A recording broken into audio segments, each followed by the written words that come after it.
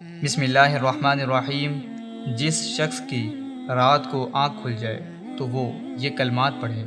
حضور کی حدیث کا حضور صلی اللہ علیہ وسلم کی حدیث کا ترجمہ ہے کہ جس کی رات کو آنکھ کھل جائے اور پھر وہ یہ پڑھ لے، لا الہ الا اللہ وحدہ لا شریک لہ لہ الملک ولہ الحمد وهو على كل شيء قدير الحمد لله وسبحان الله ولا إله إلا الله والله أكبر ولا حول ولا قوة إلا بالله، اور اس کے بعد یہ کلمہ کہے، اللہم اغفر لی، یا کوئی اور دعا کرے تو اللہ تعالیٰ اس کی دعا کو قبول فرماتے ہیں۔